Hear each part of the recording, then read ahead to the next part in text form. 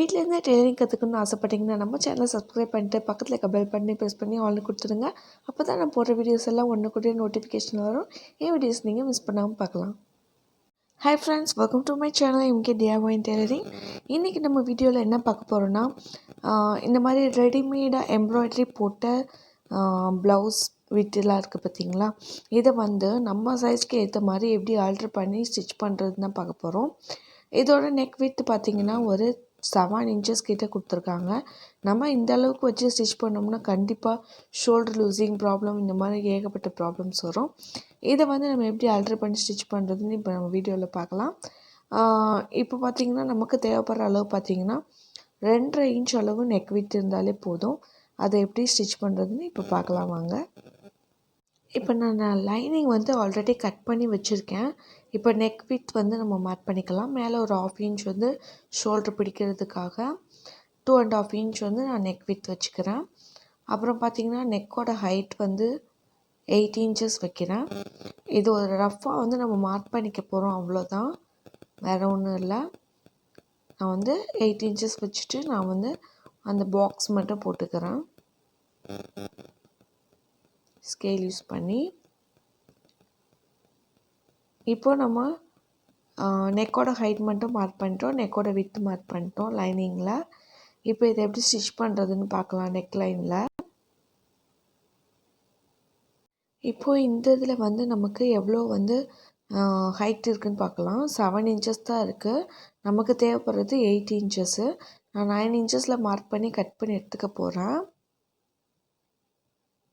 இப்போ நான் 9 inches mark பண்ணி கட் பண்ணி எடுத்துட்டேன். இது ராங் சைடு. இப்போ பார்த்திங்கன்னா நான் சென்ட்ரு மார்க் பண்ணிட்டு சைடில் மார்க் பண்ணி வச்சுட்டேன். இது 7 inches 3.5 inches நெக் வித் இருக்கிற மாதிரி இருக்குது. இது எப்படி மாற்றலான்னு பார்க்கலாம். நம்ம நெக்லைன்லாம் ட்ரா பண்ண அவசியம் இல்லை, நான் சும்மா ரஃபாக ட்ரா பண்ணி வச்சுருக்கேன். இப்போ கரெக்டாக சென்டரில் நம்ம பின் பண்ணிக்க போகிறோம். நல்ல பக்கத்து மேலே நான் லைனிங்கை வச்சுட்டு இந்த மாதிரி பின் பண்ணிக்கிறேன். நம்ம எப்போயும் தைச்சி திருப்போம் இல்லையா, அந்த மாதிரி தான், அதே மெத்தட் தான். நம்ம லைனிங்கை நல்ல பக்கத்து மேலே வச்சுட்டோம். இப்போது அப்படியே பின் பக்கமாக திருப்புங்க. திருப்பிட்டு கரெக்டாக அந்த 3.5 inch நம்ம நெக் வித் இருக்கு இல்லையா மெயின் கிளாத்தில், அதை லைனிங் கிளாத்தோட அந்த 2.5 inch நெக் வித் வச்சுருக்கோம்ல, அதில் மேட்சிங் ஆகிற மாதிரி வச்சுட்டு ஷோல்ட்ரு சைடும் நெக் சைடும் இந்த மாதிரி பின் போட்டுடுங்க. நம்ம இந்த நெக் லைனில் இருக்கிற கிளாத்தை நம்ம கொஞ்சம் உள்ளே சுருக்கி நம்ம நெக்கை ஸ்டிச் பண்ண போகிறோம், அவ்வளோதான் நம்ம பண்ண போகிற வேலை. இப்போ பார்த்திங்கன்னா கரெக்டாக அந்த 3.5ம் 2.5ம் மேட்சிங் ஆகிற மாதிரி நான் ஃபிக்ஸ் பண்ணிட்டேன்.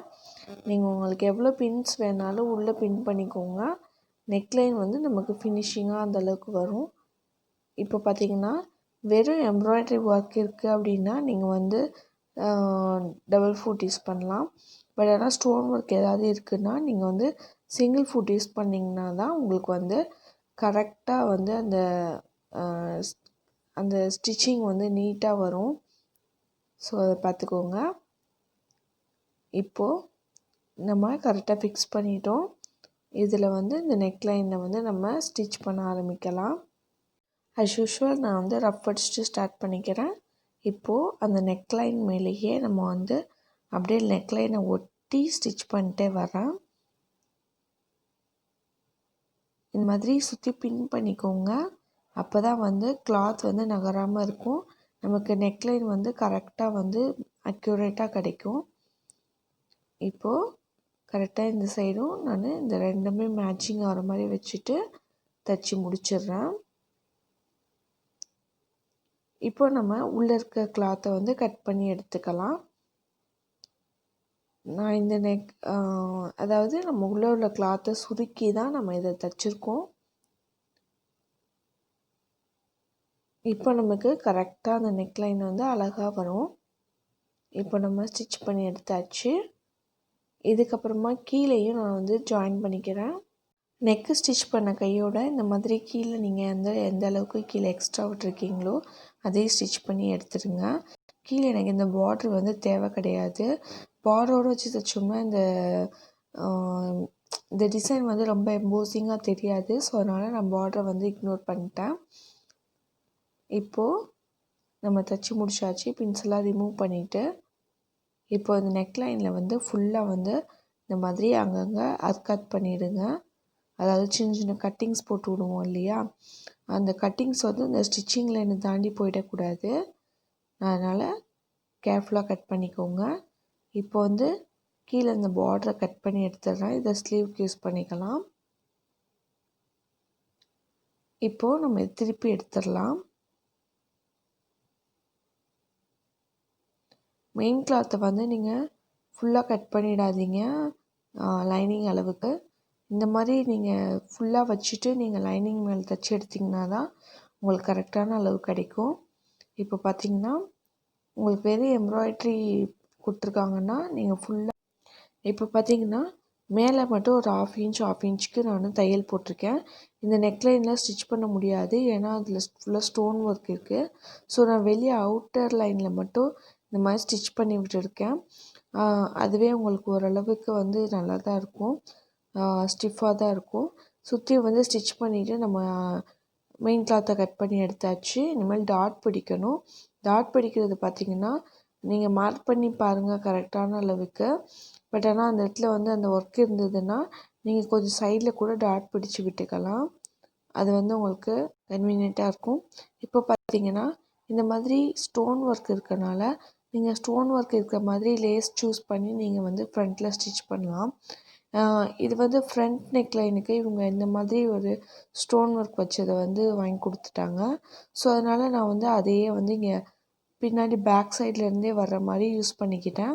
இது வந்து உங்களுக்கு ஸ்லீவ் நீங்கள் இந்த சைடில் அட்டாச் பண்ண பிறகு ரொம்பவே ஆப்வியஸாக வந்து தெரியாது.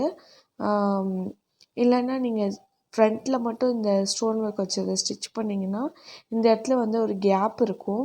ஸோ அதை ஃபுல்ஃபில் பண்ணுறதுக்காக தான் நான் இங்கேருந்தே வந்து அந்த லேஸ் ஒர்க் வச்சு நான் வந்து ஸ்டிச் பண்ணி விட்டுட்டேன். இல்லைன்னா நீங்கள் வந்து அந்த இடத்துல ஸ்டோன்ஸ் ஏதாவது வச்சு நீங்கள் மேனேஜ் பண்ணிவிட்டு ஃப்ரண்ட்டுக்கு மட்டும் இந்த லேஸ் வச்சு ஸ்டிச் பண்ணிக்கலாம். அது வந்து உங்களோட கன்வீனியன்ட்டை பொறுத்து நீங்கள் வந்து யூஸ் பண்ணிக்கலாம். இப்போ பாருங்கள் இந்த சைடு வந்து நீங்கள் ஸ்லீவ் வந்து அட்டாச் பண்ணிட்டீங்கன்னா இது வந்து ரொம்பவே ஆப்வியஸாலாம் தெரியாது. அந்த இடத்துல கேப் இருந்தால் தான் ரொம்ப ஆப்வியஸாக தெரியும். இந்த சைடு வந்து நம்ம saree பின் பண்ணிடுறதுனால இந்த சைடு தெரியாது. ஸோ நான் வந்து இந்த சைடு எதுவுமே நான் அட்டாச் பண்ணல, லேஸ் ஒர்க் எதுவுமே. ஓகே ஃப்ரெண்ட்ஸ், இந்த வீடியோ உங்களுக்கு யூஸ்ஃபுல்லாக இருந்திருக்கும்னு நினைக்கிறேன். பிடிச்சிருந்தா லைக் பண்ணி என்னோட சேனல் சப்ஸ்கிரைப் பண்ணிக்கோங்க. தேங்க்ஸ் ஃபார் வாட்சிங் திஸ் வீடியோ.